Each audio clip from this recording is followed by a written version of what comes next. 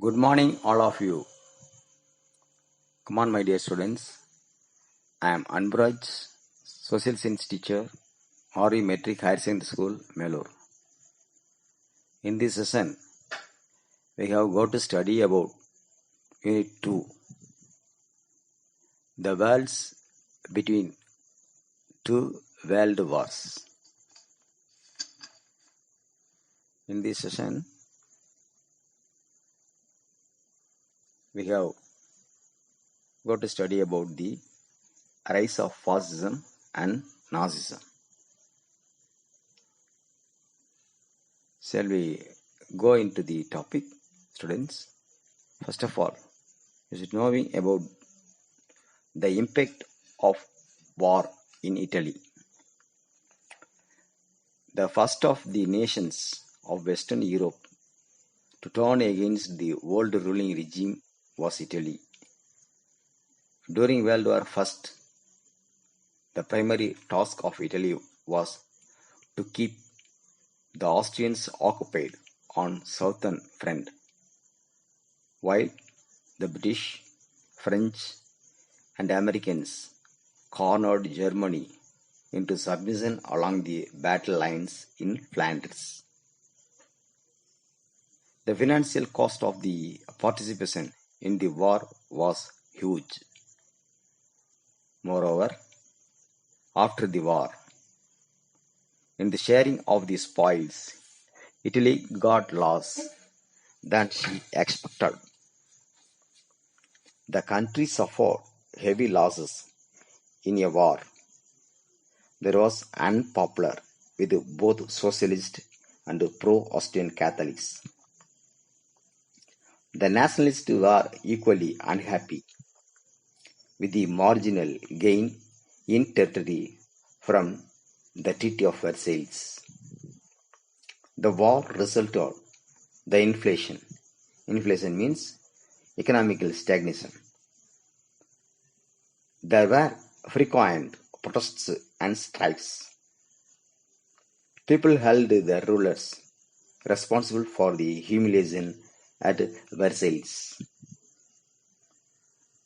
Nextly, the emergence of Mussolini.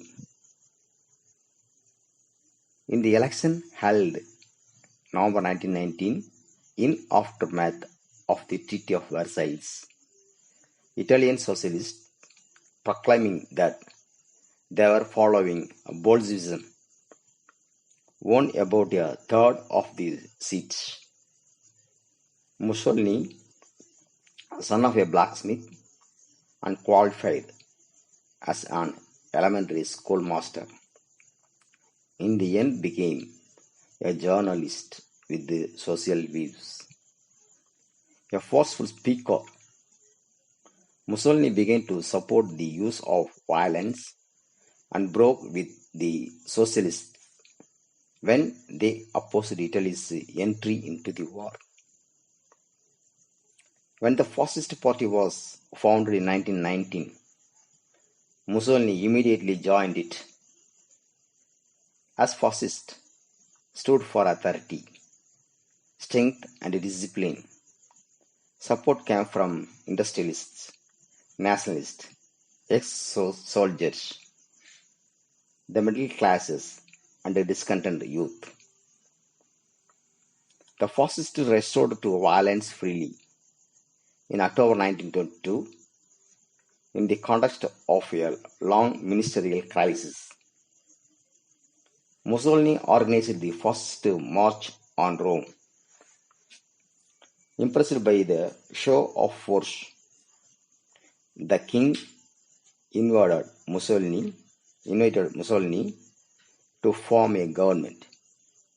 The king invited Mussolini to form a government. The inability of the Democratic Party leaders to combine and act with resolution facilitated Mussolini's triumph. Nextly, we should know about the fascist under Mussolini. In 1924 elections, after intimidation of the electors, 60% of the votes were cast for the fascists. Matteotti, a socialist leader who questioned the fairness of the elections, was murdered. The opposition parties boycotted the parliament in protest. Mussolini reacted by banning opposition parties and censoring the press. Opposition leaders were killed or imprisoned by Mussolini. Assuming the title of second Deuce, the second Deuce means the leader of a country.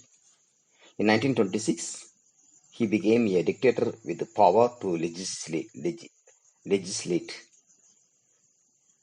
He passed a law forbidding strikes and locouts. Unions and employers were organized into corporations which would settle wages and working conditions. In 1938, Parliament was abolished. In 1938, Parliament was abolished and was replaced by a body representing the fascist party and the corporations.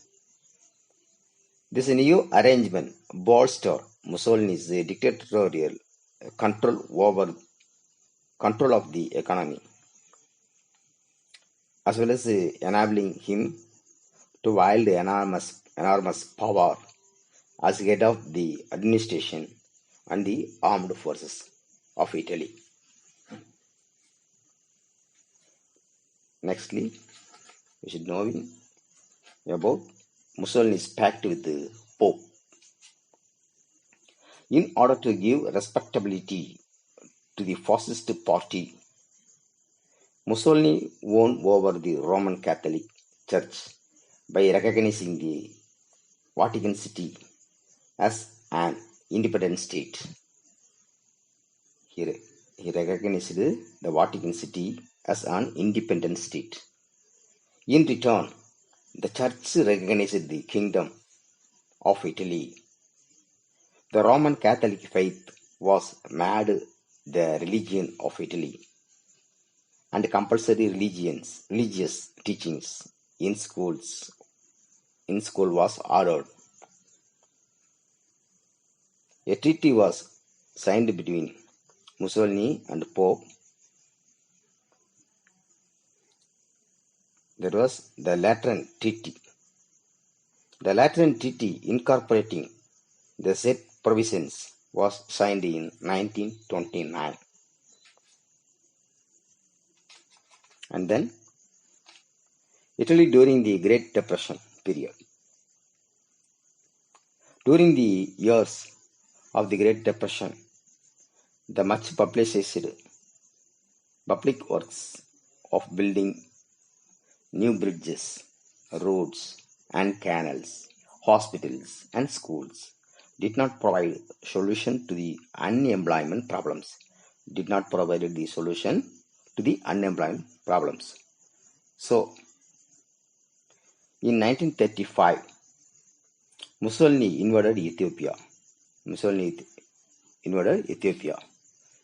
This was useful to divert attention of the people away from the economic troubles.